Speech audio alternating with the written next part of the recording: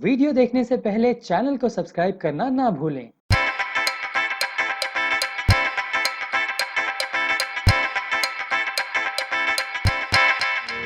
महाराष्ट्र में lady don के नाम से मशहूर सानिया कादरी बन गई समाज सेविका। फिल्मों में अभिनय करने को भी आतुर। सानिया पेशे से बिल्डर और शौकिया तौर पर गायिका है।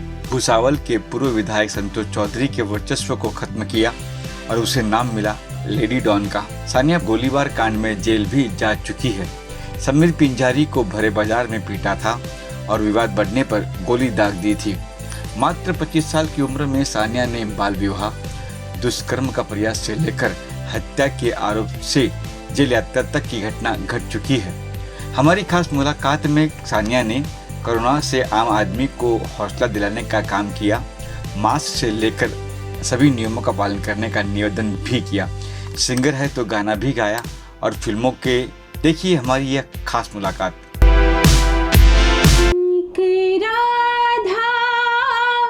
एक मीरा दोनों ने श्याम को चाहा, अंतर क्या दोनों की चाह में बोलो, अंतर क्या दोनों की चाह में बोलो। एक प्रेम दीवानी, एक दरस दीवानी, एक प्रेम दीवानी, एक दरस दीवानी। एक्चुअली कुछ ऐसी घटनाएं मेरी लाइफ में भी हुई थी जब मैं उस दौर से गुजर रही थी, जब मेरा बचपन था। तो तभी जब मैं बड़ी होने लगी तो मैंने डिसाइड कर लिया था कि यार मुझे बच्चों के लिए करना है, मुझे उन लड़कियों के लिए करना है, जो उन युवाओं के लिए करना है जो डिप्रेशन में रहते हैं, जो रोज़गार को तरस रहे हैं, एड्स पॉजिटिव जो बच्चे हैं, कुछ ऐसे अनाथ बच्चे हैं जो गुम जाते हैं और उनके माँ बाप सालों तक उनको ढूंढते रहते हैं। तो उसके लिए एक संस्था मेरी लॉस्ट एंड फाउंड, हमारी जो एक संस्था है जो बच्चे गुम हो गए हैं उनके माँ बाप तक उनको पहुँचाना। एंड सेकेंड, एड्स पॉजिटिव बच्चों के लिए हम लोग काम करते हैं, क्योंकि लोग कहते हैं कि एड्स छूने से फैलता है। मेरे हिसाब से कोरोना छूने से फैल रहा है, एड्स छूने से नहीं फैलता। तो उन मासूम बच्चों के लिए मैं काम करती हूँ, क्योंकि उनका कोई गुनाह नहीं है, उनका कोई कसूर नहीं है। उन लोगों ने जो भुगत रहे हैं वो किसी और की सज़ा भुगत रहे हैं। थर्ड, मेरी एक संस्था है ऊर्जा फाउंडेशन, जो अंधे बच्चों को पेंटिंग करना सिखाती है, कला के क्षेत्र से जोड़ती है, ताकि वो किसी के मोहताज ना रहे, आगे चल के वो काम कर पाएँ, अपने लिए कमा पाएँ। तो जब आप पर बीतती है तभी आप कुछ करने की सोचते हैं, और वैसे ही मेरे साथ भी हुआ। और इसी कम उम्र में मैंने मुझे ये सब कुछ मिल गया, एक बहुत बड़ा परिवार मिल गया। कुछ अनाथ बच्चे हैं, उसमें कुछ युवा लड़के हैं, लड़कियां हैं, और ब्रेस्ट कैंसर पीड़ित महिलाओं के लिए मैंने अपनी वॉइस डोनेट की है। मैंने उन लोगों के लिए कई ऑपरेशन के लिए सारी सुविधाएं उपलब्ध करवाई हैं कि जब भी किसी को ज़रूरत हुई तो मैं हमेशा वहाँ पर, जितना मेरी कैपेसिटी है, मेरी संस्थाओं की कैपेसिटी है, हम लोग कर रहे हैं। एंड सबसे बड़ा अभी जो सवाल है वो महाराष्ट्र लॉकडाउन। तो इसमें ठीक है, मिडिल क्लास फैमिली भी जी लेगी, अपर क्लास फैमिली भी जी लेगी, लेकिन जो लोअर क्लास फैमिलीज़ हैं, जो बच्चे हैं, जिनके जो रोज़ कमाते हैं, रोज़ खाते हैं, उन लोगों के लिए मुझे लगता है ठाकरे सरकार को सोचना चाहिए और लंगर की सुविधा उपलब्ध करानी चाहिए। क्योंकि अभी क्या काम करें ऐसा जो उनको रोज़गार मिलता है, और कैसे मिलेगा, ये क्वेश्चन मार्क हम सबके साथ है। ठीक है, हम लोग, हमारी संस्थाएं, हम लोग बहुत कुछ कर सकते हैं, पर कितना करेंगे, हम सबको आगे आना पड़ेगा। और सबसे बड़ा जो आज पावर है वो है प्रशासन। मैं चाहती हूँ कि मेरा सरकार से निवेदन है कि ठीक है, आप लोग भी जनता का भलाई चाहते, इसलिए आप कोरोना में एक्शन ले रहे हैं कि कोरोना ज़्यादा ना फैले, क्योंकि हम लोग यही चाहते हैं कि हमारा देश बिल्कुल सेफ रहे, कोई महामारी से हमारे ज़्यादा लोग ना मरे। हम लोग सभी ये प्रे करते हैं कि कोरोना जैसी महामारी से हम सबका पीछा छूट जाए, क्योंकि इससे ना सिर्फ एक गरीब लॉबी डिस्टर्ब हुई है, इससे बिजनेस लॉबी भी डिस्टर्ब हुई है। हर बिजनेस को इसका इफ़ेक्ट हुआ है, लोगों को इसका इफ़ेक्ट हुआ है। तो मैं ये चाहती हूँ गवर्नमेंट से, मेरा दिल से एक रिक्वेस्ट है ठाकरे सरकार से कि प्लीज़ आप लोगों के लिए कुछ ऐसी सुविधाएं उपलब्ध करवाएं जहां उनको अनाज मिले। अनाज ना देते हुए अगर आप लंगर सुविधा करवाएं तो ज़्यादा बेटर होगा, लोग पेट भर के खा पाएंगे। जो बच्चे सिग्नल पर मांगते हैं उन लोगों के लिए सुविधाएं होगी। और ये सारी चीज़ें अगर आप कदम बढ़ाएं, अभी देखिए अगर आप 3-3, 4-4 घंटे का लॉकडाउन हटा कर भी शॉप्स ओपन करने दें और एक स्ट्रिक्ट कानून के साथ अगर करें तो शायद बिजनेस लॉबी को भी फ़ायदा पहुंचेगा। क्योंकि मुझे पता है एज एन सोशल वर्कर के ये जो व्यापारी जो ग्रुप है जो कपड़े का जो बिज़नेस करते हैं, जो ज्वेलर्स हैं, जो अदर और बिजनेसमैन हैं, उनका कैसे चलता होगा रोज़गार। उन लोगों ने भी कहीं से लोन लिया होगा, वो कैसे चुकाएंगे।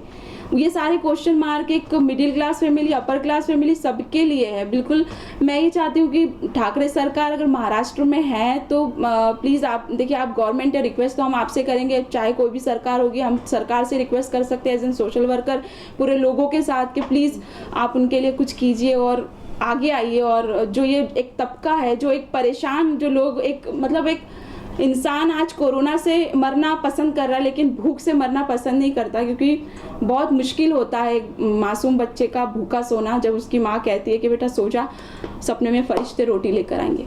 मैम अगर बात करें तो आप भी संस्था से हो, आप भी संस्था चले रहे, सरकार मदद ना करे, आप किस तरह की मदद करेगी इनके लिए? जी सरकार मदद करे ना करे लेकिन हम लोगों को तो करना होगा। मेरी संस्थाएं हैं और मैं खुद इसके लिए कैपेबल हूँ कि मैं यहाँ पर लोगों के लिए मदद के लिए हमारा हेल्पलाइन नंबर भी है जिस पर कॉल करके हम लोग खाना उपलब्ध कराएंगे, लोगों के लिए कपड़े उपलब्ध करवाएंगे। और जितना मैं कर सकती हूँ, मेरी जितनी कैपेसिटी है, मैं जितना लोगों के लिए कर पाऊँगी, दवाइयों का जिसको ज़रूरत है, हॉस्पिटल में जिनको मतलब जगह नहीं मिल पा रही उनके लिए और कोविड सेंटर बनाने में हम लोग हेल्प करेंगे। कहीं भी जहाँ हम कर सकते हैं वो हमारी संस्था हेल्प करेगी। कहीं ना कहीं लगता है कि उद्धव सरकार फेल हुई है कि सेकेंड लॉट है, ये सेकेंड लॉट है, इसमें काफी बढ़ रहे केस। पहले लॉट में एक्चुअली मैं तो डिसीजन लेने वाली कोई नहीं होती कि कौन फेल हुआ कौन सक्सेस हुआ, लेकिन इतना ज़रूर कहना चाहती हूँ कि आज जो स्ट्रिक्ट हमने लॉकडाउन लगाया है महाराष्ट्र में, अगर ये पहले ही दौर में लगा दिया जाता और पहले ही दौर में हम लोग इतनी मतलब कड़क तरीके से इस लॉकडाउन को कंटिन्यू करते या फिर थोड़ी थोड़ी ढील देते, हम लोग मल्टीप्लेक्स ओपन नहीं करते, हम लोग मॉल्स ओपन नहीं करते, तो शायद हम लोगों का आज हमको फिर से लॉकडाउन नहीं होना पड़ता, फिर से हमें लॉक नहीं होना पड़ता। मुझे ऐसा लगता है। कॉमन मैन को पुलिस को हेल्प करने के लिए क्या करना चाहिए आपके हिसाब से?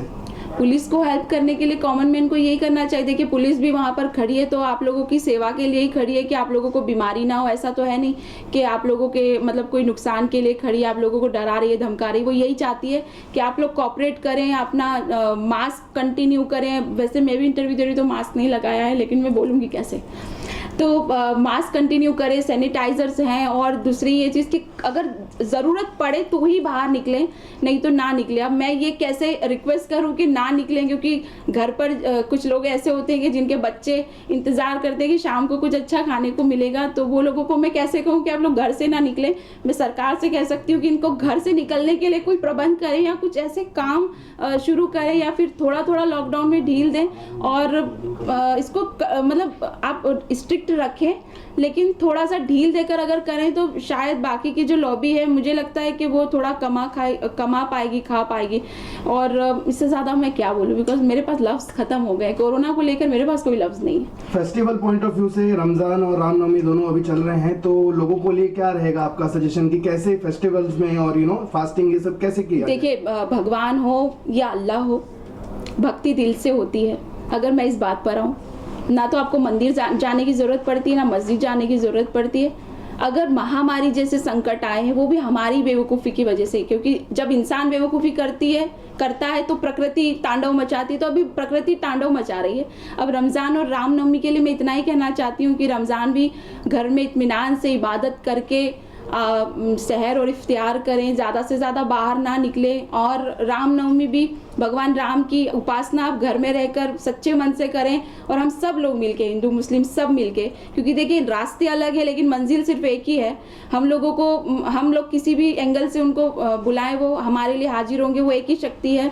तो हम सब घर में बैठकर उनको बुलाएं, पुकारें और ये कहें कि इस महामारी से हमारा पीछा छुड़वा दे और जितनी हमने गंदगी कर रखी है, जो प्रकृति को हमने जो गंदा कर रखा है, वो हम लोग उससे अगर बाज आ जाए तो शायद कोरोना जैसी महामारियाँ और जो आने वाली हैं वो हम पर उनका संकट नहीं आएगा।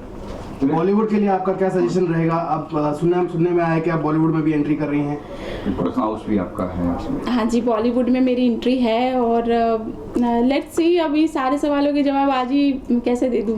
बॉलीवुड के लिए बॉलीवुड की जवाब होंगे। बॉलीवुड में मैं आ रही हूँ और बहुत ही धमाकेदार एंट्री के साथ आ रही हूँ और उम्मीद करती हूँ कि लोग मुझे सिल्वर स्क्रीन पे पसंद करें, क्योंकि मैं एक अपने जो देश का जो एक फिल्म इंडस्ट्री होती थी जो लोग फाइंड कर रहे हैं, मैं उस कंटेंट के साथ बॉलीवुड में आ रही हूँ।